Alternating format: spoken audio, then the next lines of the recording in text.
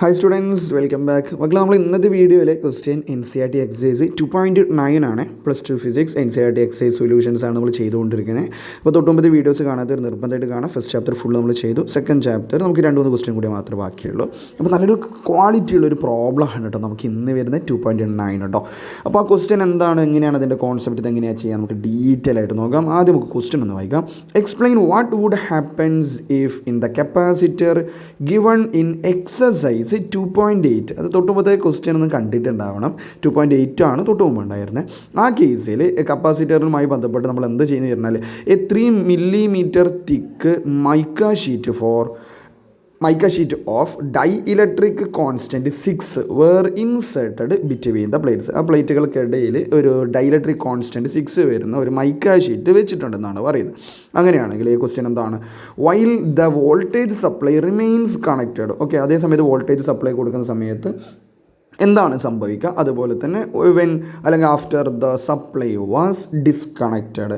അപ്പോൾ നമുക്ക് ആ ചാർജുമായി ബന്ധപ്പെട്ടുള്ള കാര്യമാണ് ചെയ്യേണ്ടത്. കുറച്ചൊരു കോൺസെപ്റ്റ് ഉള്ളൊരു ക്വസ്റ്റ്യൻ ആണെന്ന് പറയേണ്ടി വരും. ഒരു ആവറേജ് അല്ലെങ്കിൽ എബോവ് ആവറേജ് എന്ന് പറയാം. ഭയങ്കര ടഫൊന്നുമല്ല, പക്ഷേ ഭയങ്കര ഈസിയും അല്ല കേട്ടോ.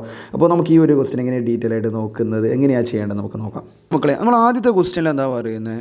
നമ്മൾ സപ്ലൈ വോൾട്ടേജ് അവിടെ തന്നെ കണക്ട് ചെയ്ത് കഴിഞ്ഞാൽ ഡൈ ഇലക്ട്രിക് കോൺസ്റ്റൻറ്റ് 6 വരുന്ന ഒരു മൈക്ക ഷീറ്റ് വെച്ചാൽ എന്ത് സംഭവിക്കുന്നല്ലേ? അപ്പോൾ തൊട്ടുമ്പത്തെ നമ്മൾ എക്സസൈസ് 2.8 കാണാത്തത് നിർബന്ധമായിട്ട് കാണാം കേട്ടോ. അതിൽ ഞാൻ ചെയ്യുന്നുണ്ട് ഫൈനൽ ആൻസർ, ആ കപ്പാസിറ്റൻസിൻ്റെ ഫൈനൽ ആൻസർ എന്ന് പറഞ്ഞു കഴിഞ്ഞാൽ അത് ഇനീഷ്യൽ കപ്പാസിറ്റൻസ് എന്ന് വേണം വിളിക്കാം. അത് 17.71 എന്ന് ഞാൻ ആ വീഡിയോയിൽ പറയുന്നുണ്ട്. തൊട്ട് മുമ്പ് അത് വീഡിയോയിലാണ്. നല്ല ക്വാളിറ്റി ക്വസ്റ്റ്യൻസ് ആണ്. ഓക്കെ, ഈ ഒരു ക്വസ്റ്റ്യൻ എന്ന് പറഞ്ഞു കഴിഞ്ഞാൽ ഫുൾ മാർക്കൊക്കെ പ്രതീക്ഷിക്കുന്ന കുട്ടിയാണ്. നിർബന്ധമായിട്ട് ഇത് കണ്ടേ മാത്രമേ പോകണ്ടോ. 10⁻⁻12 നോർമലി നോക്കുമ്പോൾ ഇതൊന്നും കാണൂല. ബട്ട് നല്ല ക്വാളിറ്റി ക്വസ്റ്റ്യൻസ് ആണ്. നിങ്ങൾ NCERT സോൾവ്ഡ് ആവട്ടെ എക്സൈസ് ക്വസ്റ്റ്യൻസ് ചെയ്തേക്ക്. ഓക്കെ, ഇതാണ് ഓൾറെഡി ഉണ്ടായിരുന്നത്. ഇനി ന്യൂ കപ്പാസിറ്റൻസ് എന്ന് വിളിക്കാൻ ഞാൻ അതിനെ C' എന്ന് വിളിക്കേണ്ട. C' ഡൈ ഇലക്ട്രിക് വെക്കുന്ന സമയത്ത് കപ്പാസിറ്റൻസ് എന്താവും? K ടൈംസ് ആവും. കോൺസെപ്റ്റ് വേണ്ടവർക്ക് പ്ലേലിസ്റ്റ് നോക്കിയാൽ മതി, ചെക്ക് ചെയ്താൽ മതി. അതിൽ വീഡിയോസ് കിടക്കുന്നുണ്ട്, topic wise, chapter wise. Okay, അപ്പോൾ ഡൈഇലക്ട്രിക് വെക്കുന്ന സമയത്ത് കപ്പാസിറ്റൻസിൻ്റെ ഇക്വേഷൻ എന്താകുമെന്ന് അറിഞ്ഞിരിക്കണം. K times C ആവട്ടോ. ഇതാദ്യം അറിഞ്ഞിരിക്കണം. C' K × C. ഈ K എത്രയാണ്? K എന്ന് പറഞ്ഞാൽ ഡൈഇലക്ട്രിക് കോൺസ്റ്റൻറ്റ്. ഇത് എത്രയാണെന്ന് പറഞ്ഞിട്ടുണ്ട്? 6 ആണ്. C എത്രയാണ്? നമ്മൾ ഇനീഷ്യൽ കപ്പാസിറ്റൻസ് ഫാരഡ് ആണ്. അപ്പോൾ ഇത് ചെയ്ത് കഴിഞ്ഞാൽ നമുക്ക് കിട്ടുന്ന ന്യൂ കപ്പാസിറ്റൻസിൻ്റെ ഇക്വേഷൻ ആണ് C' ഞാൻ ചെയ്തിട്ടുണ്ടായിരുന്നു മക്കളെ. അത് ചെയ്ത് കഴിഞ്ഞപ്പോൾ എനിക്ക് കിട്ടുന്ന വാല്യൂ ആണ്. നിങ്ങളൊന്ന് ചെക്ക് ചെയ്തേക്ക്.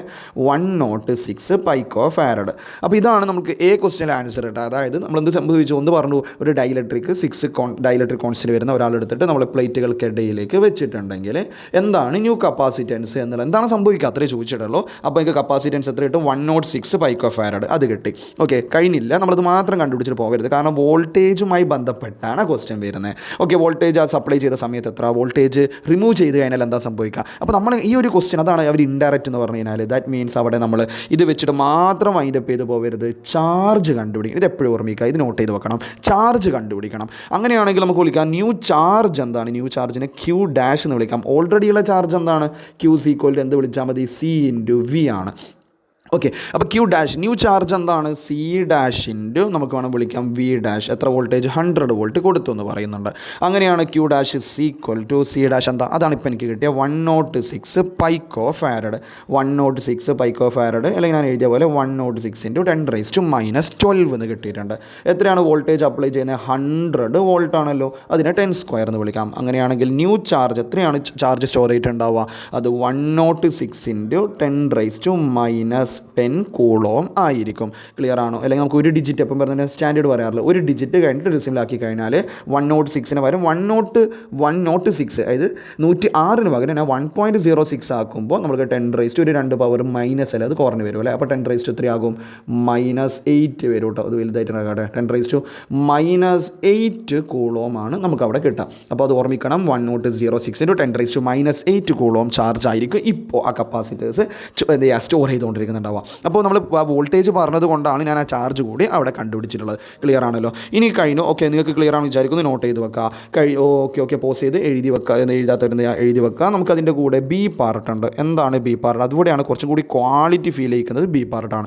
അതായത് ആ സപ്ലൈ എന്താക്കിയെന്നാണ് പറയുന്നത്? ഡിസ്കണക്ട് ചെയ്തു എന്നാണ് പറയുന്നത്. അപ്പോൾ സപ്ലൈ ഡിസ്കണക്ട് ചെയ്യുന്ന സമയത്താണ് ഞാൻ പറയാം വോൾട്ടേജ് എന്താണെന്നുള്ളതിലാണ് ഏറ്റവും important. സപ്ലൈ ഡിസ്കണക്ട് ചെയ്തു. എനിവേ സപ്ലൈ കംപ്ലീറ്റ് ഡിസ്കണക്ട് ചെയ്യുമ്പോൾ വോൾട്ടേജ് പൊട്ടൻഷ്യൽ ഡിഫറൻസ് അല്ലെങ്കിൽ പൊട്ടൻഷ്യൽ അക്രോസ് ദ പ്ലേറ്റ്സ് അവിടെ ഉണ്ടാകുമോ, ഓക്കെ, അതൊക്കെ നമുക്ക് നോക്കാം. പൊട്ടൻഷ്യൽ ഉണ്ടാകുമോ വോൾട്ടേജ്, സപ്ലൈ വോൾട്ടേജ് റിമൂവ് ചെയ്ത് കഴിഞ്ഞാൽ അവിടെയാണ് ആ ക്വസ്റ്റിന് ക്വാളിറ്റി ഉണ്ടാകുന്നത്.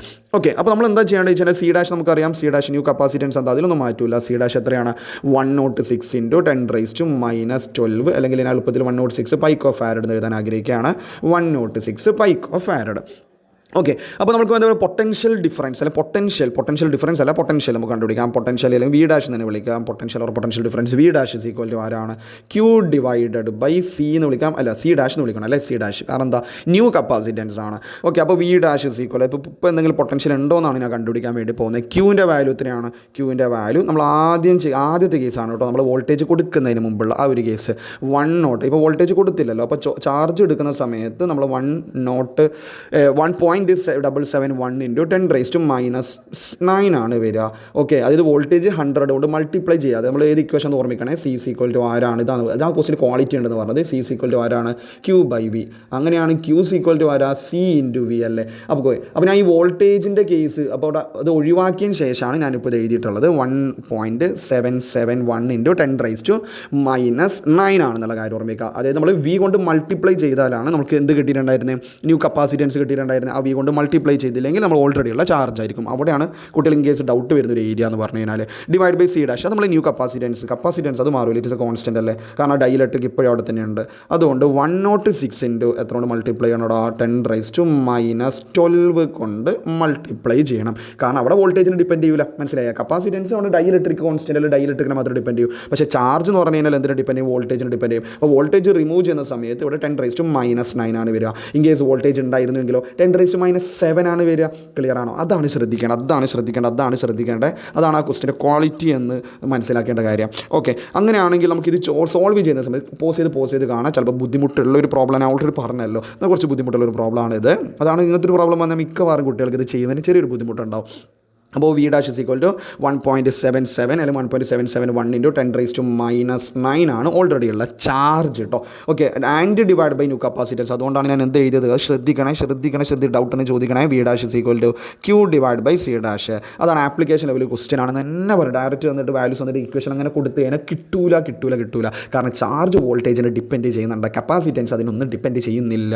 അതൊന്നും അറിഞ്ഞിരിക്കുക. കാരണം കപ്പാസിറ്റൻസ് കോൺസ്റ്റൻ്റ് ആണ്. ഇവിടെ ഡൈഇലക്ട്രിക് നോക്കുമ്പോൾ ആ കപ്പാസിറ്റൻസിനെ തൊട്ടുമ്പോഴത്തേ ക്വസ്റ്റ്യൻ ഉണ്ടായിരുന്ന കപ്പാസിറ്റൻസ് തന്നെയാണ് വരുന്നത്. ഓക്കെ, ഇത് ചെയ്യുന്ന സമയത്ത് എനിക്ക് കിട്ടുന്ന വാല്യൂ ഓഫ് വോൾട്ടേജ് അല്ലെങ്കിൽ പൊട്ടൻഷ്യലാണ് മക്കളെ 16.7 വോൾട്ട്. നിങ്ങളൊന്ന് ചെക്ക് ചെയ്താൽ മതി. അതിൻ്റെ മീനിങ് എന്താണ്, ദ പൊട്ടൻഷ്യൽ എക്രോസ് അല്ലെ പ്ലേറ്റ്സ്. ഓക്കെ, നമ്മൾ പാരലൽ പ്ലേറ്റ്സുകൾക്കിടയിൽ ഉണ്ടാകുന്ന പൊട്ടൻഷ്യൽ എപ്പോൾ സപ്ലൈ റിമൂവ് ചെയ്ത് കഴിഞ്ഞിട്ട് അല്ലെങ്കിൽ സപ്ലൈ ഡിസ്കണക്ട് ചെയ്ത സമയത്ത് ഉണ്ടാകുന്ന വോൾട്ടേജ് എത്രയാണ്, 16.7 ആണ് പൊട്ടൻഷ്യൽ കേട്ടോ. 16.7 വോൾട്ട് ആണ്. അപ്പോൾ നല്ലൊരു ക്വസ്റ്റ്യൻ ആണ്, നല്ല ക്വാളിറ്റി ക്വസ്റ്റ്യൻ തന്നെ പറയേണ്ടിയിരിക്കുന്നു. ഏത് എക്സൈസ് 2.9 കേട്ടോ. അപ്പോൾ കറക്റ്റ് കാണാം. അതിലെന്തെങ്കിലും ഡൗട്ട് ഉണ്ടെങ്കിൽ എന്തെങ്കിലും പോസ് ചെയ്ത് കാണാം, ഒന്നും കൂടി റിപ്പീറ്റ് അടിച്ച് കാണാം. എന്നിട്ട് ഡൗട്ട് ഉണ്ടെങ്കിൽ നിങ്ങൾ കമൻറ്റ് ബോക്സിൽ ചോദിച്ചോ. അപ്പോൾ ഈ ലെവൽ ക്വസ്റ്റ്യൻസ് ഒക്കെ വന്നാൽ നിങ്ങൾ ചിന്തിച്ച് നോക്കും, പബ്ലിക് എക്സാം നിങ്ങൾക്ക് ചെയ്യാൻ പറ്റുമായിരുന്നു. അപ്പോൾ ഇതൊക്കെ ചോദിക്കാം, ഒരു പ്രശ്നവുമില്ല. കാരണം ഇതൊക്കെ NCERT എക്സൈസ് അല്ല നമ്മൾ ചെയ്തുകൊണ്ടിരിക്കുന്നത്. അപ്പോൾ ഇതൊന്നും കൂടുതൽ കുട്ടികൾ നോക്കില്ല, കാരണം ഇത് പ്രീവിയസ് വന്നില്ല. എല്ലാ കുട്ടികളും പ്രീവിയസ് അതിലൊന്നും മാറ്റി പിടിക്കേണ്ട സമയമായിട്ടുണ്ട്. ഓക്കെ, നിങ്ങൾ ക്ലിയർ ആണെന്ന് വിചാരിക്കുന്നു. ഡൗട്ട് ആൻഡ് ഷുവർ കമൻറ്റ് ബോക്സിൽ ചോദിച്ചോ. നമുക്ക് 2-3 ക്വസ്റ്റ്യൻ കൂടി മാത്രമേ നമുക്ക് ഈ ചാപ്റ്ററുള്ളൂ. അത് നമുക്ക് അടുത്ത വീഡിയോസുകളിലായിട്ട് ചെയ്യാം. സോ കറക്റ്റായിട്ട് നിങ്ങൾ ഫോളോ അപ്പ് ചെയ്യുക. പ്രാക്ടിക്കൽ വീഡിയോസ് വേണ്ടവർ, കോൺസെപ്റ്റ് വൈസ് വീഡിയോസ് വേണ്ടവർ പ്ലേലിസ്റ്റ് കിടക്കുന്നുണ്ട്. ജസ്റ്റ് ഒന്ന് വാച്ച് ചെയ്ത് നോക്ക്. എന്ത് ഡൗട്ടാണെങ്കിൽ ഞാൻ അപ്ലോഡ് ചെയ്യുന്ന പുതിയ വീഡിയോസുകളും കമൻറ്റ് ആയിട്ട് അറിയിച്ചാൽ മതി. നെക്സ്റ്റ് സെഷൻ നമുക്ക് അടുത്ത ക്വസ്റ്റ്യൻ വീണ്ടും കാണാം കേട്ടോ. Okay, thank you.